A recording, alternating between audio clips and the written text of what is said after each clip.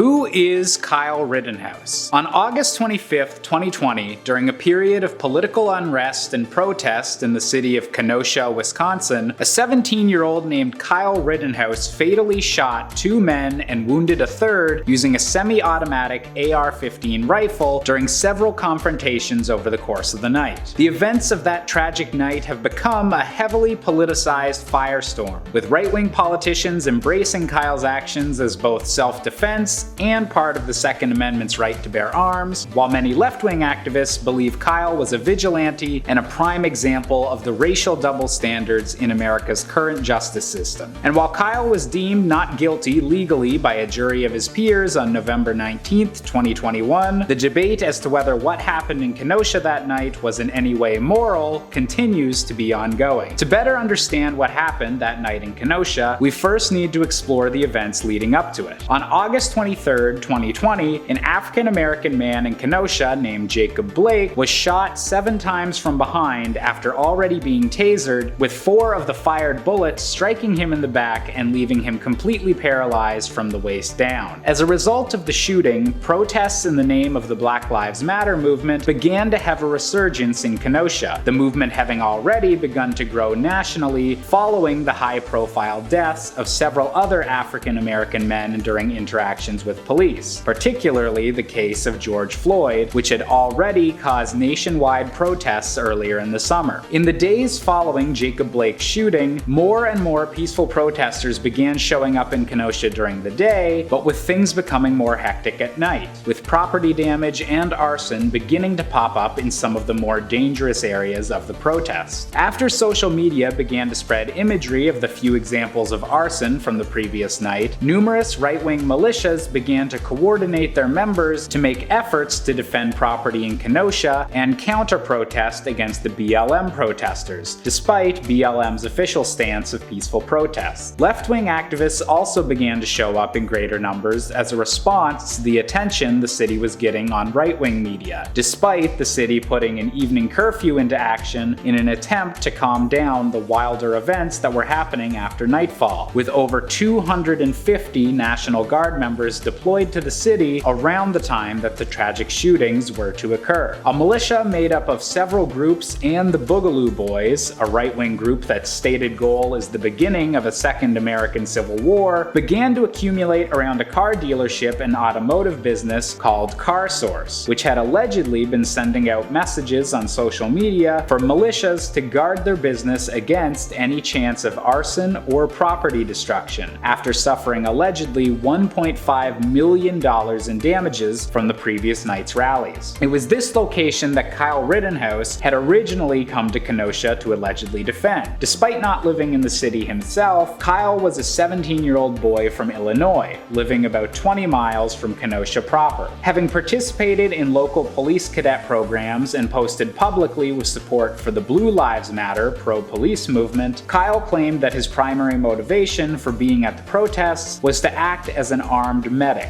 stating to an interviewer, "So people are getting injured and our job is to protect this business. Part of my job is also to help people. If there is somebody hurt, I'm running into harm's way. That's why I have my rifle, because I have to protect myself, obviously. I also have my med kit." The rifle Rittenhouse is referring to was not actually taken across state lines as many initially believed, but turned out to have been held in Kenosha by a friend of Rittenhouse's, although Rittenhouse himself had bought the gun illegally as a minor. Because of this, an additional 5 years were possible to be added to every charge leveled at Rittenhouse, which was initially a list of 6 charges before the night was done. First-degree reckless homicide against Joseph Rosenbaum, punishable by imprisonment of up to 65 years. First-degree recklessly endangering safety against Richard McGinnis, a reporter who interviewed Rittenhouse before the shooting, punishable by imprisonment of up to 17 years. First-degree intentional homicide against Anthony Huber, punishable by a mandatory life sentence without the possibility of parole. Attempted first-degree intentional homicide against Gage Grosskreutz, punishable by imprisonment of up to 65 years. First-degree endangering safety against the man who kicked Rittenhouse, punishable by imprisonment of up to 17 years. And possession of a dangerous weapon by a person under 18. All of these charges would eventually be either thrown out or were declared not guilty by the jury during Rittenhouse's trial. Prosecutors and defense lawyers argued over whether Rittenhouse had acted in self-defense when he shot 3 people in a chaotic confrontation during the night of protests in Kenosha, resulting in the deaths of Joseph Rosenbaum and Anthony Huber and the wounding in the arm of Gage Grosskreutz. Kyle's defense and the stated position of the right-wing media circus that had begun to take great interest in the case as a Second Amendment matter was that Kyle's violent actions were only done in self-defense, and because he feared his own life would be in danger if his rifle was removed from his person. "I didn't do anything wrong," Kyle said on the stand.